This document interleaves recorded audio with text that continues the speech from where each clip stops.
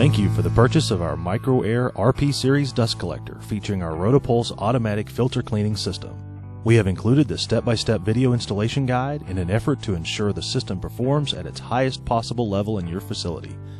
If you would take 10 minutes to view this DVD, it will save you installation time and hopefully reduce the risk of any installation errors. If you have any questions, please feel free to call our team at the factory. Again, thank you for thinking of MicroAir.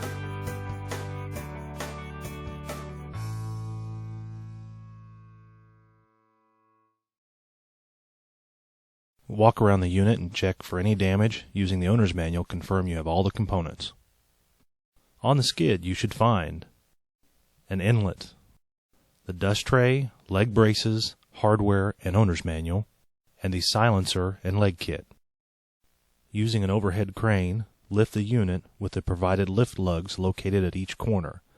Secure the unit so it does not rotate. Remove the skid and dispose of it properly. Using the provided hardware, securely attach all 4 legs.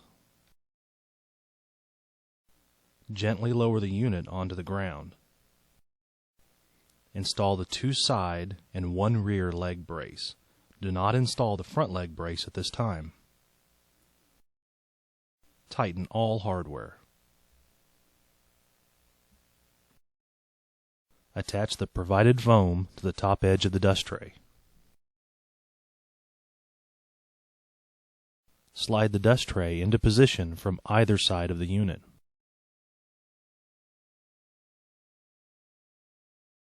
Using a dolly, lift the tray into position. Use the self-tapping screws to attach the tray to the unit. Next, remove the dust tray cover and dust trays. This will allow access to the final screw holes. Finish mounting the dust tray.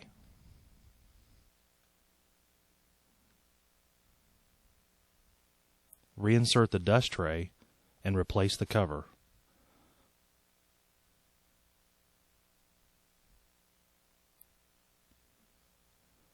The cover is locked in place by a 90-degree turning latch. Now you can install the front leg brace. Adhere the foam to the top edge of the unit. This foam should cover the screw holes. Lift the inlet into position. Use caution not to damage the foam. The inlet will be attached with 4 bolts and sheet metal screws.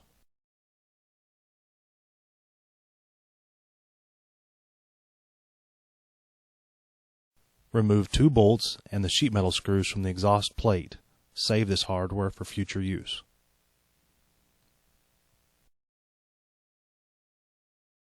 Adhere foam to the bottom side of the silencer flange. Lift the silencer into position. Align the silencer exhaust grill with a unit exhaust grill. Attach the silencer using the hardware previously removed. Attach the 10-inch flex hose to the inlet and the spark arrestor. Secure both ends with hose clamps. Attach the compressed air line to the pre-mounted regulator. The supply air line must be clean and dry. Set the regulator to 90 psi.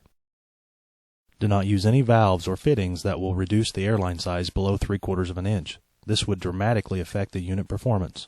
All users of MicroAir dust collector equipment should comply with all national and local fire codes and/or other appropriate codes when determining the location and operation of dust control equipment. All electrical work must be done by a qualified electrician according to local codes. Installation can cause exposure to live components. Disconnect electrical power before proceeding with installation. Proper lockout, tagout procedures should be used. Remove the electrical box cover by removing 4 bolts. Remove the knockout for the conduit connector. There are multiple holes provided. The wiring diagram is on the inside cover of the electrical box. Inside the electrical box, you should see the timer board, transformer, starter and overload, solenoids, and terminal strips. disconnect incoming power to the terminal strip in the upper right corner of the electrical box. Refer to the owner's manual for more wiring information. Once power is turned on, you will see the solenoid outputs working. They will increment through solenoid number 4. Timer settings can be adjusted on the timer board. On time is factory set and should not be adjusted without consulting the factory. Off time can be increased or decreased to suit the particular application. A longer delay will use less compressed air, however it will reduce cleaning as well. After pulse is factory set at 1000 seconds and should stay at 1000 seconds unless directed by the factory. The enable switch will turn after pulse on and off.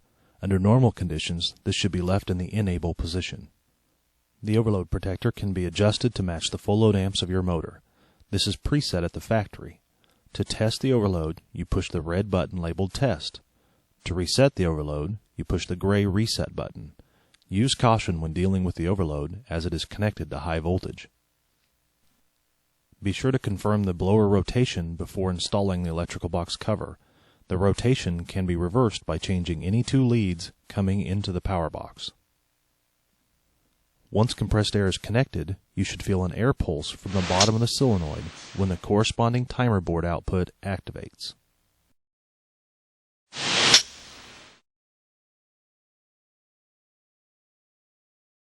During a pulse, the compressed air will typically drop to around 50 psi.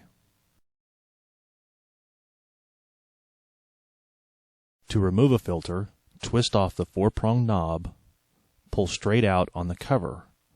Remove and keep all the hardware. Turn the filter 180 degrees to remove any dust from the top of the filter.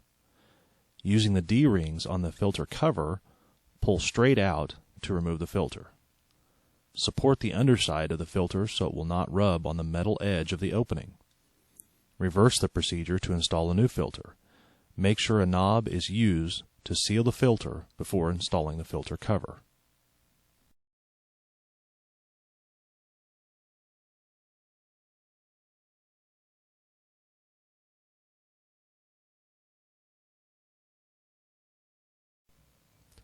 If you encounter high amp draw or low airflow, check the rotation of the blower. When adjusting the slide gate, you must check the amp draw of the motor.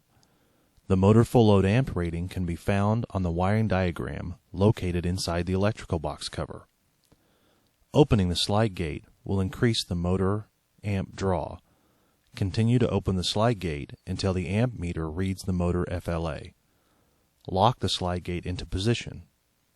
Depending on the ductwork, it may be acceptable to leave the slide gate fully open. The magnehelic gauge is an instrument to indicate how coated the filters are.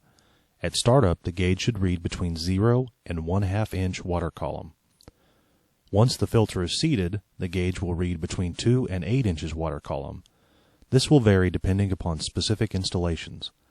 If the gauge is reading too high, shut the unit down and allow it to afterpulse for 20 minutes. Then restart the unit.